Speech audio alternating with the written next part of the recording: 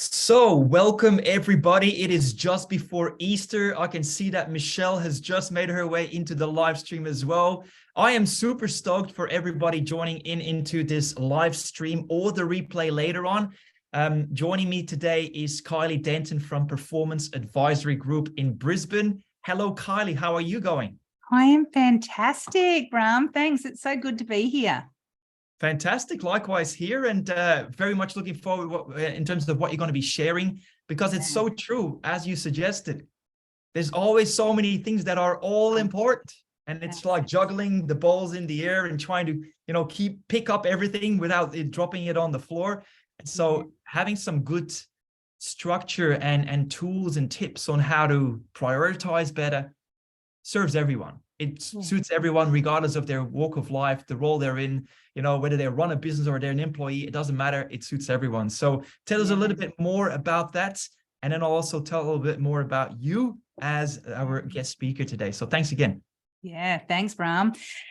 You're right. And I'm going to talk about this as if it is just to every single person. So as you said, whether it be a business owner, whether it be a leader, whether it be just someone that is actually just wanting to be more productive and more in control of their world. Okay. So as I go through the session today, I want you to think about how can I apply this in my professional world, but also how can I apply it personally as well. So they're going to be able to cross over on both of them. So they'll get so much value from this session today. It's probably one of my most requested keynotes, and I just love talking about it, because this is where so many people, and you would know this with your background as a psychologist, is our brain just spins out of control when we just have so many things to do. So the more that we can remain in control, the more that our brain remains in control as well. So there'll be gold nuggets all throughout today. That's wonderful. And speaking of that, obviously, you being a mum, raising two daughters, right? As a single mum, right? Having a business, having a team to look after, all of that, you know what juggling looks like.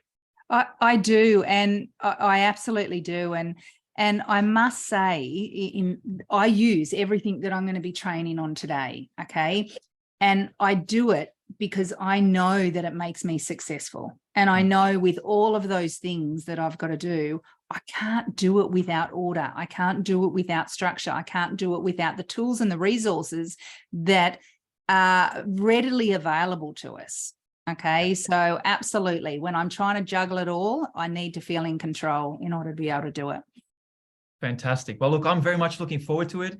Just in a nutshell, for everybody joining in live or later on in the replay, Kylie Denton, other than being a mum to two beautiful daughters and living, of course, in sunny Queensland, has a big track record in financial services. As she already said, she's a speaker that delivers keynotes around the country. She also has authored or co-authored several books that I think that even the latest one was on Amazon, was a top seller or something. Yeah, it was crazy. And it was all about resilience. So I know that many people are really keen to find out more about resilience, but it became #1 bestseller in 4 different countries, in the US, UK, Australia, and Canada. Like, absolutely just blown away. But it just goes to show how many people are looking to become or develop their skills around resilience. So look out for that one. Maybe that's another one we do for your cohort. Fantastic. Other than that, look, I'm just going to allow you to share your wealth of wisdom with our people here on the live stream as well as the replay. Other than that, I also want to say that if you would happen to have a question for Kylie, there will be some Q&A time at the end. Equally, any questions that you might have throughout the session, just kindly, for the sake of timekeeping and the likes, pop them into the chat bar. I'll monitor them in the background, and we'll just now hand it over to Kylie so that you can get some golden nuggets. If you haven't got a pen and paper yet, do take some. And it's always good to stay hydrated with some water or something else alongside. So over to you, Kylie. Thanks so much, Bram. And also, like I often say to people when I'm running these workshops, especially virtually, take snippets of the screen. So when it comes up, so that you can really take some of the tools that I'm going to be sharing with you today and have them on your desk, have them around you so you've got them there. But today is all around how to prioritize what we need to do every single day, but even going forward. And I think every single one of you would have felt that moment. Sorry, before I continue, you can see my screen, can't you? Yes. Good. Okay, good. Just as long as I'm not talking and there's no screen. So I think if I ask everyone that's listening today, have you ever felt that moment when you write down all of your lists of everything that you've got to do and you just start to break out into a sweat? And you just sort of think to yourself, how am I ever going to be able to get all of this done? And I think the worst part is when once we've done that and we start to think that, in our clouded state of panic, it all seems really equally important.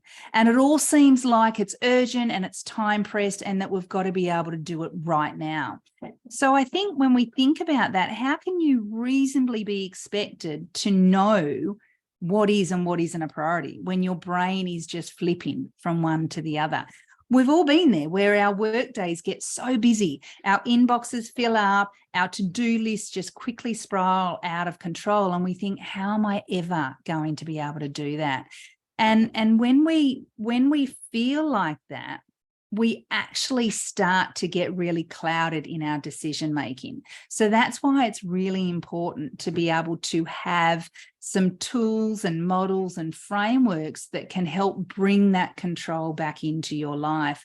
And as Bram said, I'm a single mum. I look after, 2 beautiful girls. I run a business. I've got a team that work with me as well. And I can guarantee that I wouldn't be where I am today if I didn't use some of these models and tools. Okay, so these models and tools that I'm going to share with you have been around since the early 1900s. Okay. Now we've just been able to bring it to life with some of the other more technological apps that we've got available as well. So I want you to stop and just have a think for a moment. What are some of the challenges that you face when it comes to setting priorities? What are some of the challenges that you face when it comes to setting priorities? Some of the answers, some of the things that people often say is that I just don't have time. There's too many that I've got to do. I feel like I'm putting out fires all the time. So I'm just doing that as opposed to really thinking about it. Or sometimes they just go, I don't know how to. I've got so many things on. I just feel this absolute stress and overwhelm that I actually just don't know how to do it. And many others, no one's ever shown them how to do it as well. So today I'm going to share with you some tools and models that are going to be able to help you. So let's look at first, let's understand what prioritization is about. So I want to define that because I think once we understand what prioritization is, it gives us that kind of guiding light with what we're trying to achieve. I also want to talk about 2 types of tasks because when we're thinking about our priorities or the many urgent pieces of work that we've got to do, I want you to be able to try and flip them into 1 type of task and 2 types of tasks so that you can start to really focus on where you're going. I also want to talk about the power of prioritization. So I want to share with you 2 proven methods. Now, as I said, these methods have been around since the early 1900s, okay? And then I want to touch on some energy management techniques. Because, and Bram, I know that you're pretty passionate about this, is we often talk about it as time management, but when we start to look at it as energy management, that's when we focus our energy as opposed to our time, because we've all only got 24 hours in a day, don't we? We've all got the same amount of time in a day. So I want to go into a little bit more detail about that. Rightio, so the true prioritization, the true purpose of prioritization, okay, is to spend time working on the important tasks. Those tasks, those things that will make a difference in the long run, and it will move you in the right direction. So that's the first key. The true purpose of prioritization is to spend time working on the important things, the ones that are actually going to make a difference to you, that are actually going to help you achieve what it is that you need to achieve, okay? But the benefit of that, or the gold of that, or the gift of that, is that when we handle prioritization well, we actually feel less reactive. We actually feel like we're in this state of being proactive about what we're working on. We feel more focused. We feel more in control. And we feel that we're actually more intentional. We know what we're working on. We're intentional about what it is that we're working on. So when we understand that the true purpose of prioritization is to make sure you're prioritizing the important tasks that are going to make a difference to you in the long run, the gold comes from that. Okay. It doesn't matter how well you prioritize. There really is still only 24 hours in a day. And you're going to have certain distractions, and you're going to certainly have to put out fires. That's just the reality of a leader or of a person, okay?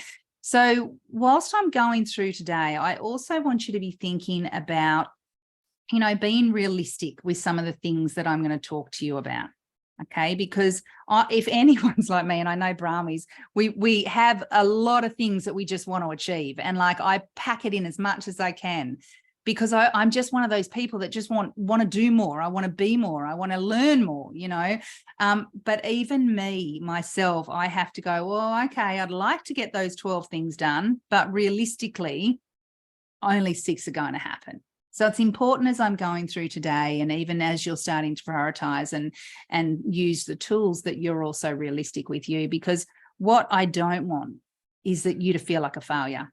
Okay, you've got this wonderful list of 12 things and you just didn't do it all. And then all of a sudden you're like, why did I even bother? Okay, so let's be realistic around that part of it. Okay, so 2 types of tasks that I want you to think about, okay, when it comes to prioritization, is that we have vital tasks and functional tasks.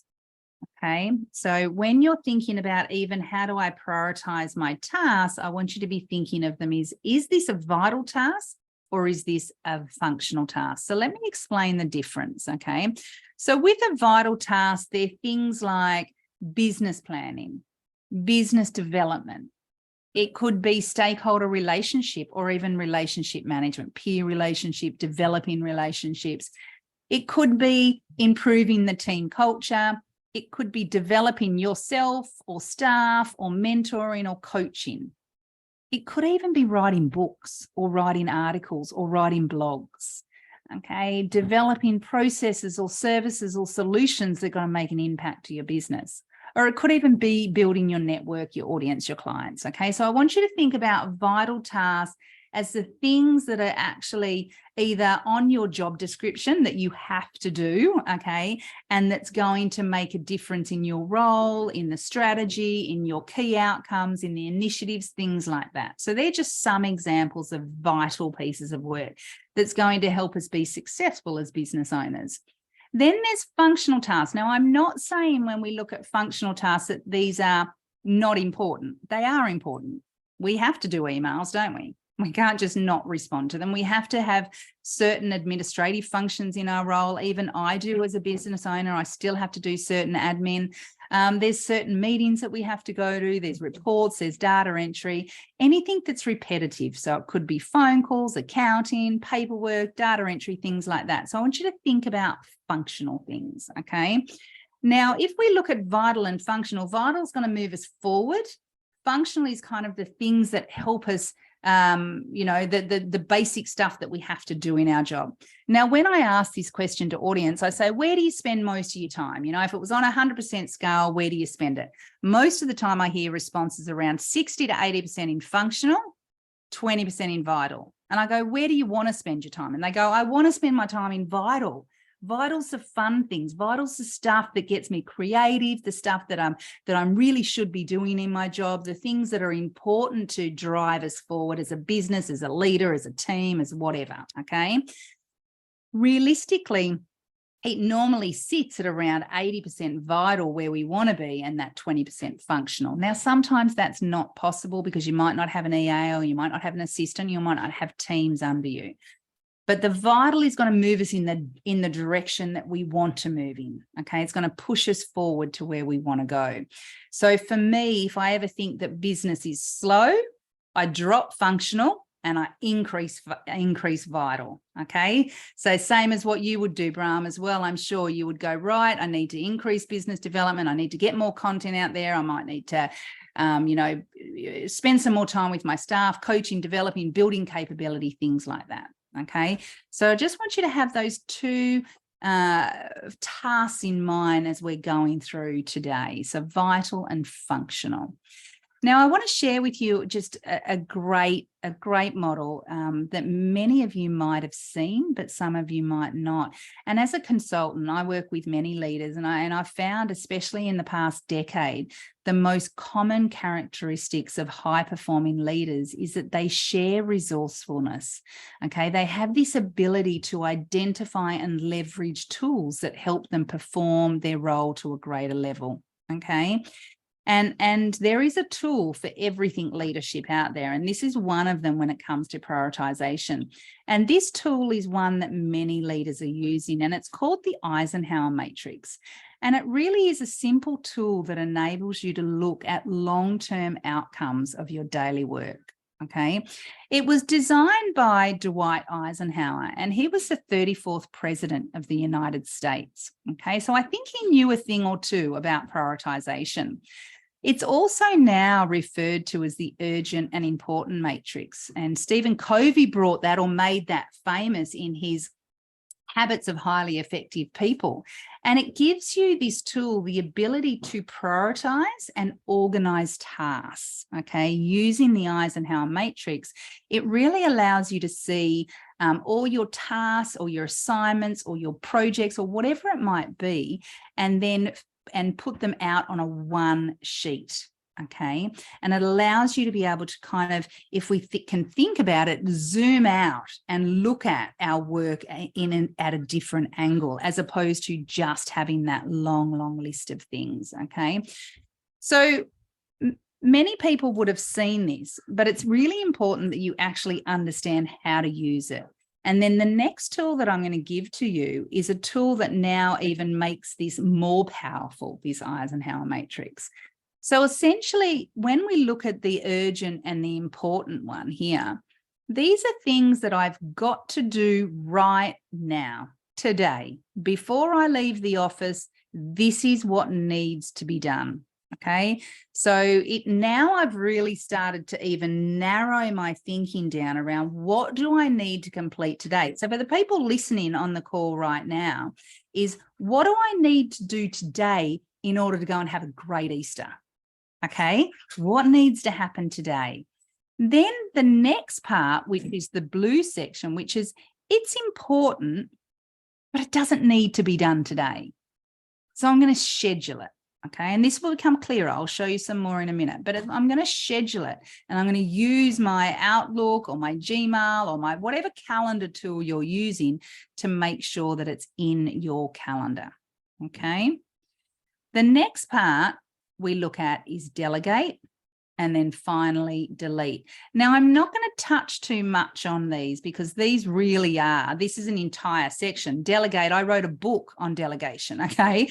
But I do want you to think about what needs to be done today before I leave the office, and then what needs to happen tomorrow or the next day, or maybe next month or next week, okay? It doesn't really matter. Now, let me give you some more examples around how this looks. So it could be things with clear deadlines for today. So, and there's really consequences for not making or not taking immediate action. So it could be, I've got to submit an urgent report. It could be scheduling time for emails, because I know there's some emails that I need to respond to that need a response before I leave and go on Easter holidays. It could be the urgent, important client phone calls. So they need to be done today because people are expecting it. It could even be that I need to go and pick up my child from school, okay, because they're sick and you just can't leave them there, okay? So that even falls into my urgent, what needs to happen today.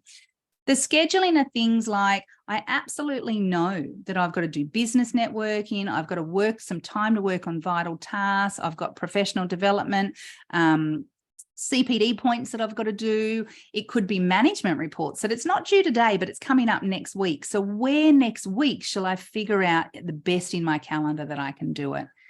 Culture, one-on-ones, coaching, training people, and then R&R. Now, this is really important for everyone. And, I practice this, and I know that, Bram, you would practice this. I'm not sure to the extent, but R&R, that rest and recuperation, is absolutely important. I need to make sure I've got that in my world so that I can make sure I can continue to lead a family, to lead a business, to lead a team. So making sure that that's in there. And my team even put in half days off for me at certain times when they know that I'm going to start to get that bit more tired. So how are you doing that? And then there's delegate, okay? And then there's delete, okay? So really the prioritization, the kind of things that I'm wanting you to think about today is what needs to happen today, what needs to be scheduled, and then what can I delegate out? And for many listening, this delegate is sometimes a loss of control. So there might be that opportunity to just stop and figure out what people need to do, okay? I'm going to share one more screen before I take a pause and just ask if there's any questions, Bram, or even if you want to share some of your insights as well. One of the things that many people get a little bit confused around is, how do I schedule? What does that really look like? Okay, so what I've done is I've just given you a snapshot of what my week looks like every week. Okay, every week, and even right into months in advance. Okay, but it's because the reason it looks like this is because everything is scheduled. I don't want things in my mind. I don't want to be thinking about what I've got to do next week when I've got to be thinking about what I've got to do today. Okay, so scheduling is really important. We want to reduce the energy of the brain and focus on the things we need to, while knowing that next week I'll think about that then. Okay, so here you're going to see travel time. You're going to see I've got to do a check-in here. You're going to see that I've got to develop an agenda. Okay, you're going to see I'm going to prep here for a presentation. I'm going to do a scorecard here. I'm going to review things. Okay, and then on top of that, I've got all my meetings and my presentations and my workshops that I'm run. Okay, so what I'm doing is, if I've got to do a presentation, or if I've got to review an email sequence, or if I've got to develop an agenda, I want to make sure this is in my calendar. I don't want to be thinking today about things I've got to do next week. So when we use our calendar, we actually can now start to position things as to when it fits. So a client might ring me and he might say, Kylie, can I have a chat with you next week? I want to talk about whatever he wants to talk about. I go, yep, I've got some time on Tuesday. I've got some time on Thursday. I've got some time on Wednesday, whatever day it is. Okay. It now means that I'm in control of making sure I'm working on the vital tasks, the tasks that are going to move me forward, and then I'm fitting things in between. You'll also see that I've also prioritized when I pick up my children. Okay, now I might work back after my children, but what's really important to me as a mum is that I spend some time with my children. So my children, and many people laugh at this, but my children are an important part of my life. So I want to make sure that they're also scheduled in so that I can spend some time with them and pick them up from school and take them to gymnastics or whatever it might be. Okay. So scheduling. Now, I do have a team of people that make this so much easier for me, and they color code it and they position it and they manage that calendar for me. But it's just as easy for you also to be able to color manage and look at what you've got. But it allows you to take the things out of your head and put them on your calendar. So it's gone. So I'm going to take a pause. Bram, insights. What are you getting? Is there any questions from the audience? Oh, look, so far it makes a lot of sense. I call this the ideal work week. So knowing what big chunks of time you carve out well in advance so that you got repetition, so that it's set on autopilot, so to speak. And, you and other people know, well, this happens on that day, this happens then. So it's easy. And like you say, if you schedule it, it gets done. Yeah. So yeah. it's you got to make bucket loads of time available to the things that you know is important for you, the team, the bigger picture and the like. So I fully agree. I love it. Yeah. And it means then that the vital things, the things that are going to move us in the direction we want to go, are actually scheduled in my calendar. Now, sometimes this might not always work. So something else might urgent come up and I might have to move this, or I might have to move that, or I might have to move something, but that's okay. I just move it to the following week or wherever I can fit it in. Okay. So what has to be done today? And then what do we need to schedule? Okay. Now I want to take it a little bit further now with a really great model that sits on top of the Eisenhower matrix. And it's called the Ivy Lee method. Okay. And let me tell you a story. I just love this story, right? In 1918, there was a guy called Charles M. Schwab, and he was one of the richest men in the world. And he was the president of the Bethlehem Steel Corporation. So it was the largest shipbuilder and the second largest steel producer in America in the time. And in 1918, one day in 1918, he hired a productivity consultant called Ivy Lee. And he hired him to improve efficiency at his steel corporation. So that was the purpose. I want you to come in. I want you to improve efficiency at the steel corporation. And Ivy Lee said to Charles, give me 15 minutes with each of your executives. And Schwab said, how much is that going to cost me? And Ivy Lee said, nothing unless it works. After 3 months, if it works, you can send me a check for whatever you feel it's worth. 3 months later, Ivy Lee received a check for $25,000. Now, guys, in 1918, $25,000 is the equivalent of $435,000 today. Could you imagine getting a check like that for just 15 minutes with each of your executives, right? Good payday. Payday. So $435,000. So I'd say Charles Schwab thought that there was a lot of value in this method that Ivy Lee taught his executives. So let me tell you the method. So the very first step. You certainly know how to set a scene there, Kylie. I love it. I just love the story. Hey. So at the end of every day,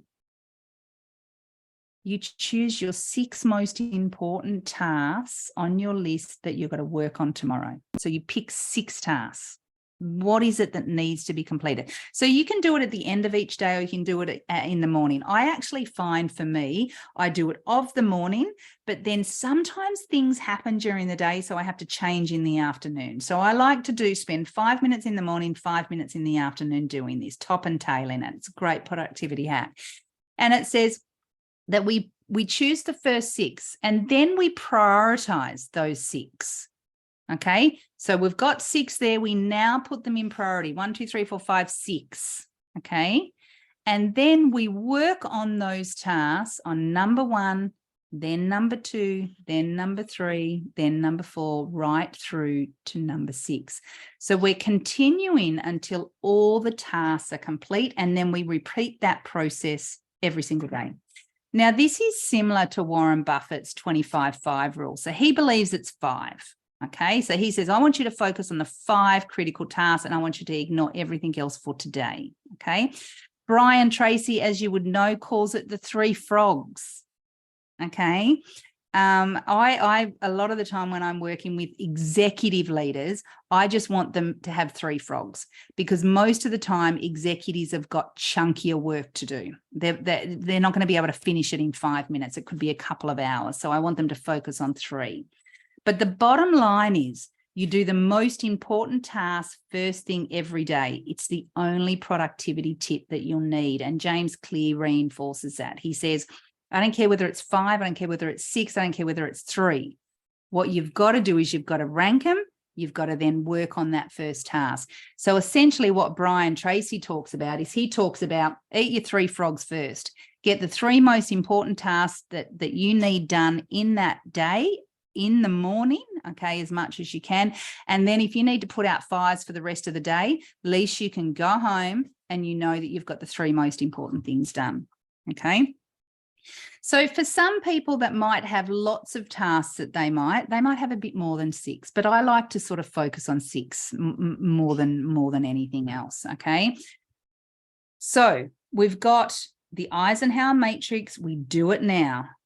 We then overlap the Ivy Lee method with how do we prioritize those things that happen today? And then we schedule the tasks in our calendar, Outlook, Gmail, whatever tool that you use. Okay. So they're 2 models. Now I want to sort of touch on something else that I think is really, really important that kind of wrap around these models. Okay. And that is energy management techniques. Okay. One of the things that I'm often saying, and this morning I had an opportunity to do a podcast in America, and it was really late for them and it was early for us here in Australia. And I was talking to the lady who was hosting the podcast. Her name is Jennifer Hammond. And she was saying that at that time of night, she's done. It was late. She's like, I'm just not productive anymore. Okay. For me, I am so productive in the morning. It's why I get up early. I've got all of that energy. I can think of strategy. I can develop tools. I can write emails. I'm just switched on. I'm ready to go. Okay. It's really important that every single one of us understand when we are at our best. When are we sharp? When are we focused? When can we just have the words that just work? Okay. Now, for me, that's in the morning. For some people, I know it's around lunchtime. For others, I know it's around 10 o'clock. For others, I know it's 8:30 at night. It's entirely dependent on the individuals. Okay. But when we're scheduling, one of the things that I want everyone to consider when they schedule is when you are scheduling your work, make sure you are scheduling it based on your energy levels. So for example, I have to write a lot of presentations. I would never write a presentation at 3 o'clock in the afternoon because I'm nearly out of words for the day. However, in the morning, I could do it so much faster. If I had to do it in the afternoon, I would do it, but it probably would take me twice as long. So figure out when you are at your best. And then that's when we want to be doing our vital tasks, the tasks that are going to move us in the direction that we want to be, because we're going to then be able to get them done faster, more effective, and we're going to get the richness that we get from using our brain at the right time. I then want people to most of the time be doing functional tasks later on because functional tasks are things that they're more repetition. So it's kind of a habit. We just know how to do emails. We just know how to do accounting. We know how to do certain administrative tasks because we've done them thousands of times before. So when you're thinking about your vital and your functional tasks, I want you to be thinking about how can you schedule those in your calendar at times that are going to be just perfect for you. Okay, so let's have a think about some more energy management techniques. The first one is you absolutely have to have a list. You've got to keep a list. You've got to absolutely have a list because it can't be up here. Okay, let's reduce the energy that we put on the brain and have them on as a list. But then I want you to use the Eisenhower matrix and I want you to rank the tasks like the Ivy Lee method says. And then I want you to do some delegation of tasks as well. Make sure you're managing distractions. Okay, so for many, that work in an office, okay, if you've got to do some strategy work or you've got to write a plan or you've got to do some deep thinking, remove yourself away from the distractions. Go and sit in a room, go and get to space where you can do it. Work from home, whatever you need to do. Okay, manage distractions. Be structured and time block. Okay, just like you saw, I've got time blocks of work. I want to make sure that if I've got to do this work, I want to do it at the best time of the day, and this is the block that I'm going to take. It's really important that you track your time. So I have to work sometimes on the weekends because I might have, I don't know, had a busy week and I might need to do some work on the weekend. So what I do is I track my time. I go, right, I've got 3 things to do. It's going to take me 3 hours to do it, and I can get it done within 3 hours. if we don't start to track our time, things can creep over, we can get distracted, we can take longer than what we would normally. But when we go, right, this task's going to take me an hour, you're fully focused, you're submerged, and you just get it done within that time. Use some tools. Now, I've given you the Eisenhower matrix. You can print off that. There is so many on Google. You can print it off, have one at your desk, use it. You can then use the Ivy Lee method just beside it. You can use online tools like Trello, Monday, Timely, Tick, Time Doctor, or use Outlook. Okay, it's another thing that we've got in our hot little hands that we can use every single day. Avoid no work-related distractions. So I know there'll be times when I think I've just got to get some work done, and my phone goes off, my emails they get turned off. I don't even want them up because I don't even want to feel like I want to check them so that I can get out of doing what I need to do. Avoiding those non-work related distractions. Set a time limit. Okay, take a break. And Bram, I know you'll agree with this, is when I've had to do a lot of CPD points over the last couple of days because I didn't realize I was due, and it sort of popped up on me, and it's like, right. So each time I've had to do an hour and a half of study, I've had a 15-minute break. Then I go back and have an hour and a half, then I have a 15-minute break. Our brain needs that. Our brain needs to stop and revive. And also, although I've worked long hours this week, I've also made sure I've gone to bed earlier. So I've really pushed that so that I know that I go to bed earlier because I've had a big week. So how can I start to make sure my brain's getting that revitalization it needs? Organize yourself. Okay, how can you organize yourself using these tools and making sure that you've got a plan in place? How can you plan ahead using that scheduling?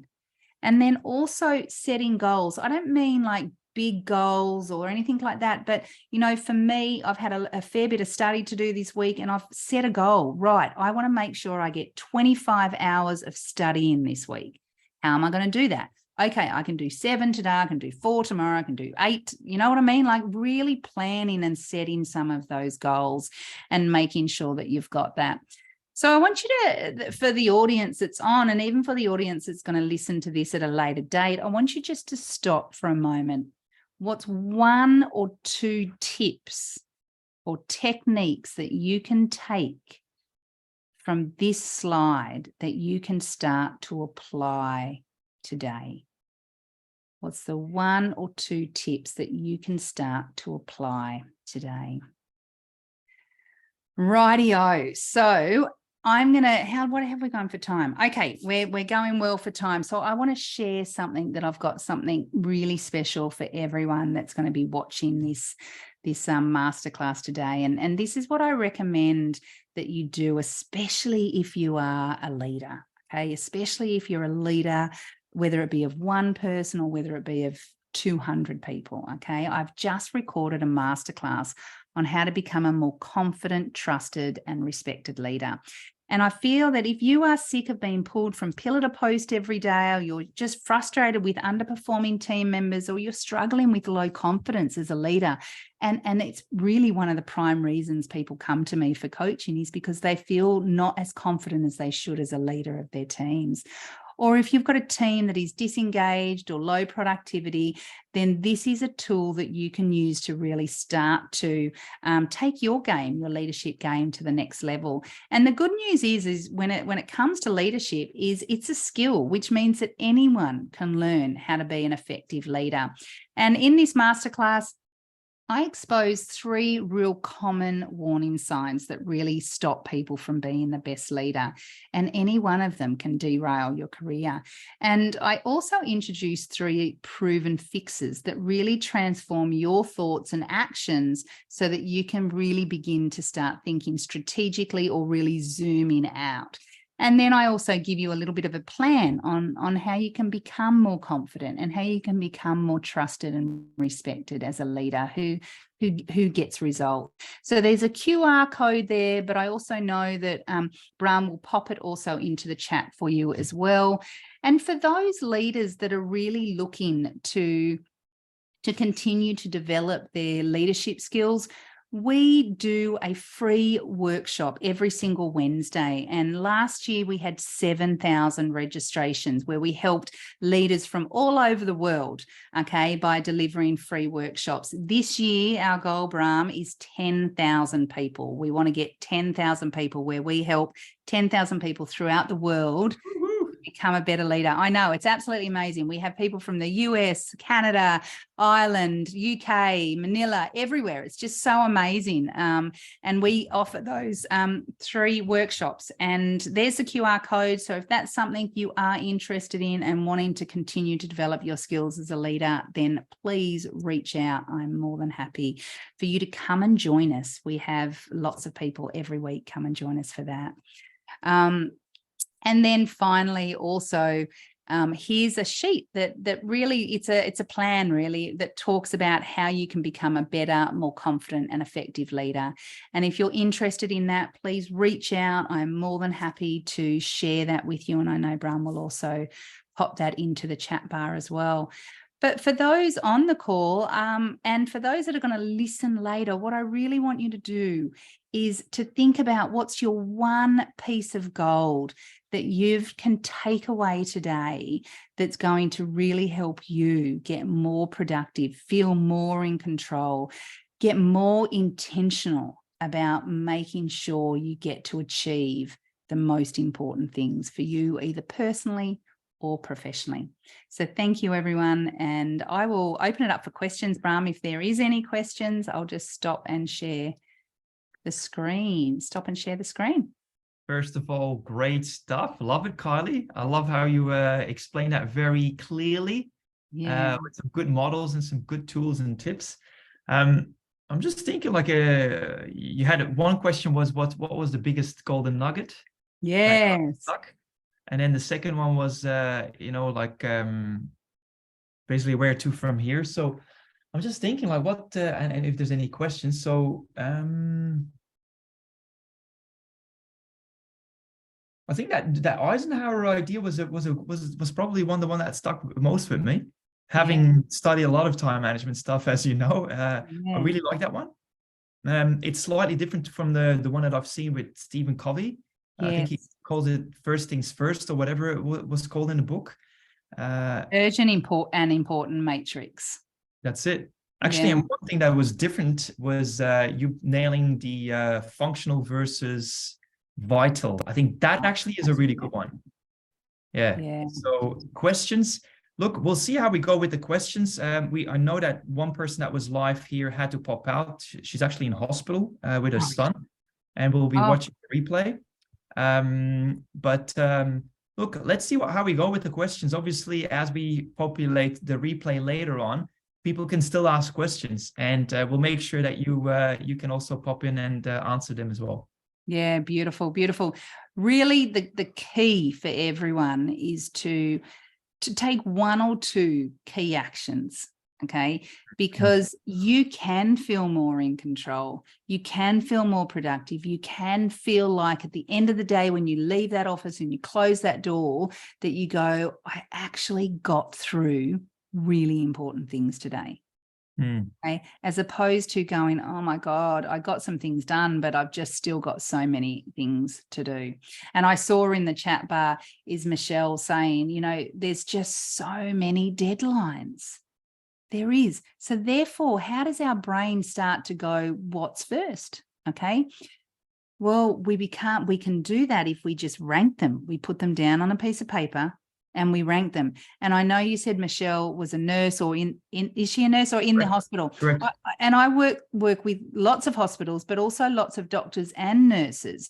And they are sometimes just going from life and death situations, okay? So for those people that do feel like, how do I do it when I'm sometimes don't even have control over it? I want you to know that even the busiest and people will constantly reprioritize during the day. So it's okay that you have to reprioritize. So you might have to go and help someone because they need help immediately. And you're going, well, I had this frog that I just haven't eaten yet, but I've actually got to go and help them because there's life and death. That's okay. When you've done that, I want you just to come back and reprioritize. What now? Okay. So it's okay to reprioritize several times a day. In fact, that's what I would want you to do, especially in that situation. And just the mere fact of doing that, let's say 2 minutes, 5 times throughout the day, or 5 minutes throughout the day, each time, it just keeps you focused on what matters, and therefore you feel in control. So coming back to your energy management techniques, which I think are so critical, right? It's not time management, it's how we manage ourselves, how we manage our brain, how we manage our capacity, how we manage our energy and all that. It's important that you always have a habit of keep going back to the drawing board to stay focused on what matters, and say what is and what isn't. Yeah. Because what that allows us to do is it allows us to feel in control again. And we know that when we're out of control, that's when we've got chemicals flooding our brain. Okay. And that's what stops us from thinking clearly. So when we can feel like we're in control, we're sort of slowing that down. We're slowing our heart rate down. We're really thinking laterally as opposed to just on the fly. I've got to do this because someone's rang or someone's done this. I know when I've got that and someone rings me up and says, can I do something for them? I go, yeah, absolutely, I can. However, I've got some things that I've got to do this morning, so I'm not going to be able to look at that until 3 o'clock today. Right. Okay. Or I can't look at it today, but absolutely tomorrow. Okay. So I now feel more in control of my calendar and what I've got to achieve whilst I'm working with them as well.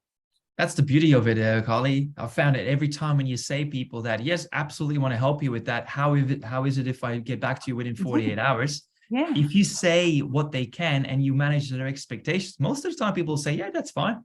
Of course they do. Yeah, of course. Because we're not saying no. We're saying just not right now. That's it. Yeah. So it's just about managing people's expectations. I think sometimes people feel awkward. Yes. To say, I'll do it a bit later, but most of the time when you do say when you can do it by, and you ask, is that okay? People will say, okay. So it's okay for them, then it's okay for you. So, and you still feel in control because you're still managing your diary. Yeah. Yeah. And I think another little hack that I really coach leaders on is when someone brings us a piece of work or our leader gives us something to work on, we often feel like we've got to do it now. So we're putting pressure on ourselves as opposed to actually saying, Bram, when do you need that by? Okay. So my team pull me up on this all the time. Okay. Until I learn that I've got to now tell them when I want something done. So I might flick them an email and go, can you please do this for me? I don't need it till next Thursday. So now they can start to prioritize their world as opposed to, oh, Kylie's just asked me for something, I better do it. That's it. Look, so what I'm hearing is that people process everything being in the first quadrant, being urgent and important one, where you say, do it now. But not everything has to be done right now. That's what you're saying. So you still got the other three to move around, whether you're a leader or a staff member. Exactly. So you know, it's something that we all can use. You don't need a program to be able to do it. It's something we can use, that still pen and paper that everyone still likes to do, but that scheduling has to be done on your calendar. Absolutely. I still swear by pen and paper. In the office behind me, that's exactly where my to-do sheet, I've got a certain sort of table that I use where I actually also, you'll be happy to hear, track time. That's perfect. Yeah. Because like you said, you got to give yourself a time budget. Otherwise you'll just flounder and take too much time, because there is a law of Parkinson that says everything will always use the space and time that it's given. So if you don't have limitations of time or space, guess what? Like a household, you start putting more and more stuff into it until it really is like full. Yeah, exactly. Exactly. Yeah. It was interesting because after I did the podcast this morning, I then had an hour to record 4 videos. And I was like, right, that's not enough time. And I was like, yeah, you bet it is. Right. And I just got focused. I got clear. My phone went off. My email went down. Everything was removed. And I did it within about 40 minutes. Yeah. Yeah. You know what? This reminds me of what we started off before we jumped on the call, Kylie, where I shared with you that we're in, moving houses, basically. Yeah. And just to kind of come back to this one, because it is really about managing time there too. normally people, when they move a house that they've lived in for, let's say, years and years, in our case, 7 years, you've accumulated a lot. There's a lot of stuff that you think one day you will wear again, one day you will use it, all of this sort of stuff. And then suddenly we basically were given an opportunity that, with an offer that was too good to be refused, basically saying, hey, if you vacate your house, you got a deal within 48 hours. And so I said to my wife, who is very out of her comfort zone doing that, I said, we've got to go with this, and we're going to do it within the 48 hours that we were given. So here we are, like, what do we do? No skip bins, ready for it, because you can't get it done. Just pack boxes, everything everywhere. And you know what? Like you said, you measure time and you say, this is the time that I give myself. In 47.5 hours, we were completely moved out of our house. It was cleaned. It was fully attended to, and we handed over the keys to the new people in our house. And so everything is possible if you put your mind to it. It is, right? It is, And as I said to you, the same this week is I needed to complete my CPD points within a certain period of time. And I was like, right, I've got to get this done. I do not want to go to Easter with this on my mind. And I'm 1 hour, I've got 1 hour left to do, which will be done today. Just for clarification purposes, CPD means? Oh, okay. Continuing professional development points. Okay. Sorry. Yes. So continuing professional development points. So I'm a professionally certified coach. I hold an accreditation with the International Coaching Federation, and it requires you have a certain number of hours every single year to make sure that you continue to, just like an accountant, just like a doctor, a financial planner, real estate agent, psychologist, all of those that we have to continue to develop. So I left mine a little bit too late, so I had to smash it out this week. So, and you did beautifully. Well done. A great student, a great teacher is always a student first, which is basically also introducing that principle. Look, we're going to wrap up for today, but I'm really stoked, pleased that you were able to share your wealth of insights with people live as well as in the replay later on. Kylie, thank you so much. My absolute pleasure, Bram. I would do this for you anytime. So thank you so much. Well, the people in the success community and on our socials will love it and adore it. And they will know also where to find you then as well. We'll make sure that the links are there for them to connect with you as well. All right. Awesome. Kylie, thank you. Well done. You got a bit of time left for your CPD if you like. Otherwise, I do. Go and enjoy. Easter. Happy Easter to you too. See ya. Thank you so much. Bye, everyone.